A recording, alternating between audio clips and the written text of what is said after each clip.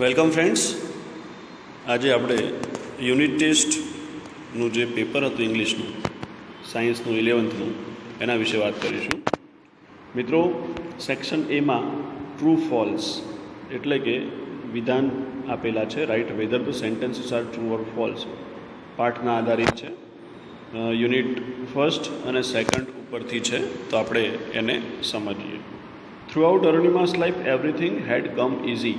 આ વાક્ય મિત્રો ફોલ્સ છે, કારણ કે હેડ નોટ કમ ઇઝી એવું સેન્ટેન્સ છે. Alibhai loved to observe nature, આ વાક્ય સાચું છે, તો આપણે લખવાનું છે true. The greatest satisfaction come from getting what one wants.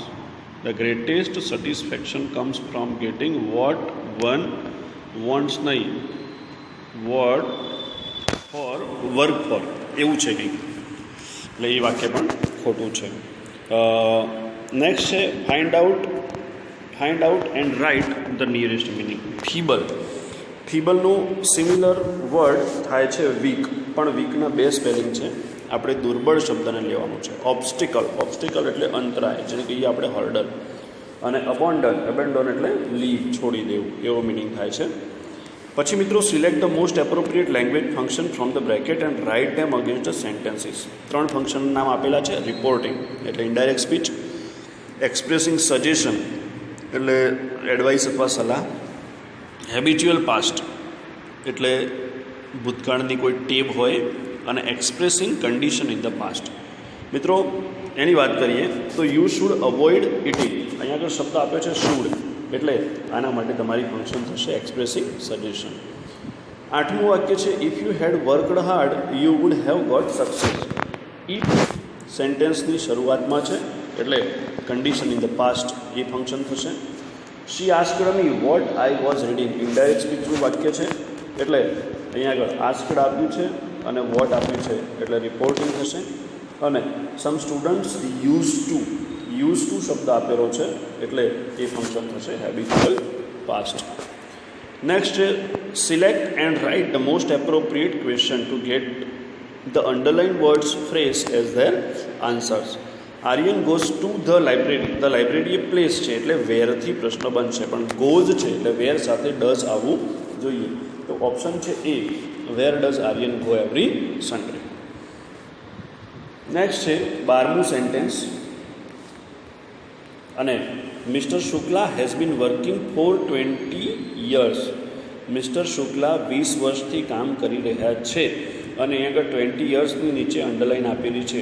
તો ક્યારથી મિસ્ટર શુક્લા કામ કરી રહ્યા છે એ આપણે લખવાનું છે, એટલે સિન્સ વેનથી શરૂ થશે, કે since when has mister Shukla been working. The mother leopard leaped down to the cubs to protect them. શા માટે મધર લેપર્ડ? હવે લેપર્ડ લીપ્ડ એટલે કે ભૂતકાળનું વાક્ય છે, એટલે વાય સાથે ડીડ આવવું જોઈએ. વાય ડીડ એ ડી ઓપ્શન છે. Why did the mother leopard leap down the cubs. એના પછી સેક્શન બી છે read the extracts and answer the question. What is the local name of the Everest. એવરેસ્ટનું local નામ શું છે? તો સાગરમાથા, આ એનું લોકલ નામ છે, એટલે આપણે લખવાનું છે the local name of the Everest is Sagarmatha. How was the last trek to the peak. Last trek કેવો હતો? તો last trek was very dangerous narrow path, એટલું લખવાનું છે એમાં. 14મો ક્વેશ્ચન છે what is the local name. 16મો ક્વેશ્ચન છે what did Neelam insist Alibhai. આ ક્વેશ્ચન ડાયરેક્ટ જવાબ પેરેગ્રાફમાં નથી, એટલે આપણે એવું લખવું પડશે કે Neelam insisted to stay there. નીલમે ઇન્સિસ્ટ કર્યું કે ત્યાં રોકાઈ જાઓ. And tell them his hill stories. આ રીતે વાક્ય આવશે કે Neelam insisted Alibhai to stay there and tell them. અસની જગ્યાએ ધેમ લખવાનું છે, અહીં અસ છે એની જગ્યાએ hill stories. Why did they all keep awake sitting Alibhai's bed. અલીભાઈના બેડ પાસે તે શા માટે બેસી ગયા? તો દે ઓલ કેપ્ટ.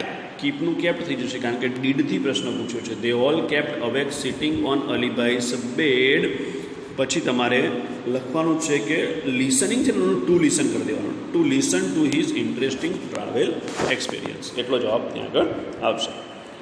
18મો પ્રશ્ન છે કે what is the benefit of autofab for human being. તો ઓટોફેબનું બેનિફિટ હ્યુમન બિંગ માટે શું છે, તો એના વિશે વાત કરીએ તો છેલ્લેથી ઉપરની લાઈનમાં તો ત્યાં લખવાનું છે કે it will be possible for human being to acquire powers to manipulate the properties of matter.